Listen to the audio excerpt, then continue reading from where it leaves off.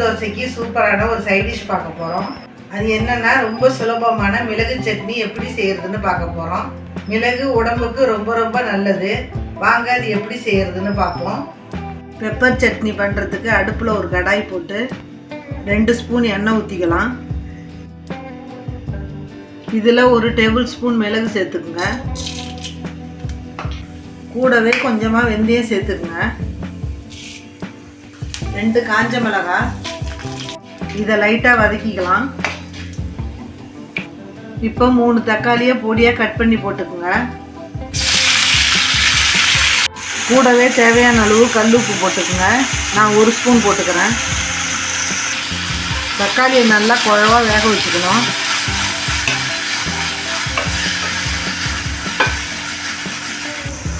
நல்லா தோல்லாம் பிரிஞ்சு வர வரைக்கும் வதக்கிக்குங்க. பாருங்கள், தக்காளி வெந்து தோல்லாம் பிரிஞ்சு வந்துருச்சு. இந்த ஸ்டேஜில் 1 கைப்பிடி அளவுக்கு தேங்காய் சேர்த்துக்கலாம். இதையும் ஒரு 30 செகண்டுக்கு வதக்கிக்குங்க. இப்போ இது ரெடி ஆகிடுச்சு. ஸ்டவ் ஆஃப் பண்ணி ஆற விட்டுடலாம். இது ஆறிடுச்சு. இது ஒரு மிக்சி ஜாரில் போட்டுக்கலாம்.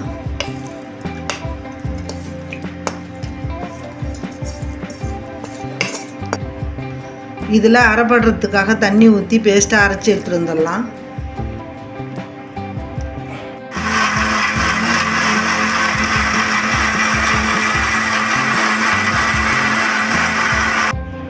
பாருங்கள், அரைச்சி எடுத்தாச்சு. எவ்வளவு அட்டகாசமாக இருக்குது. இதை நம்ம ஒரு பவுலுக்கு மாற்றிடலாம்.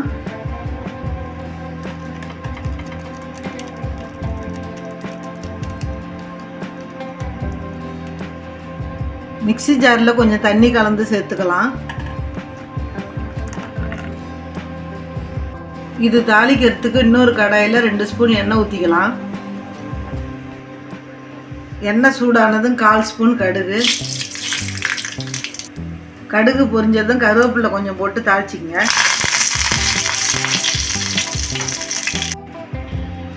இதில் நம்ம தாளிப்பை கொட்டிக்கலாம்.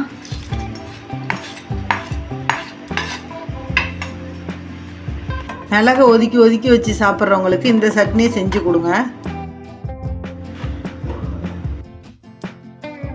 மிளகு சளி இருமலுக்கெல்லாம் ரொம்ப நல்லது. பசங்கள்லாம் மிளகை ஒதுக்கி வச்சுருவாங்க. அவங்களுக்கெல்லாம் இந்த மாதிரி சட்னியாக செஞ்சு கொடுத்துட்டிங்கன்னா அவங்களுக்கு தெரியாமலே இதை சாப்பிட்ருவாங்க. இந்த சட்னியை இட்லி தோசைக்கெல்லாம் ட்ரை பண்ணி பார்த்துட்டு சொல்லுங்கள்.